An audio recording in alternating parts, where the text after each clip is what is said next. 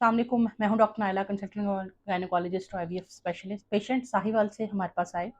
शादी को 4 साल हो गए थे, प्रेगनेंसी नहीं हो रही थी। इन्होंने ऑप्ट किया पीजीएस को फॉर फैमिली बैलेंसिंग और हमने इनको ऑफ़र किया। पेशेंट के एम्ब्रायोज़ बने, जिसमें एक बेबी बॉय और एक बेबी गर्ल। हमने बेबी बॉय का जो एम्ब्रियो था वो ट्रांसफ़र किया। अल्हम्दुलिल्लाह आज एम्ब्रियो ट्रांसफ़र के 4 वीक्स के बाद पहला स्कैन हुआ है। एम्ब्रियो बहुत अच्छे से यूट्रस में अपनी जगह बना चुका है, हार्ट बीट चल रही है। अब आगे की जो डेवलपमेंटल स्टेजेस हैं वो अच्छे से तय पाएँ, उसके लिए हम मेक श्योर करेंगे कि हर महीने के बाद पेशेंट को अपने पास बुला के एक दफ़ा उसको वो देखें। आईवीएफ की जो प्रेगनेंसी होती है फ्रोज़न एम्ब्रियो ट्रांसफ़र के साथ, उसको पहले 4 मंथ ज़्यादा केयर की ज़रूरत होती है। जब प्लेसेंटा बन जाता है तो वो अपने हार्मोन्स खुद पैदा करने लग जाती है, तो उसके बाद जो है वो लाइकली कम होता है।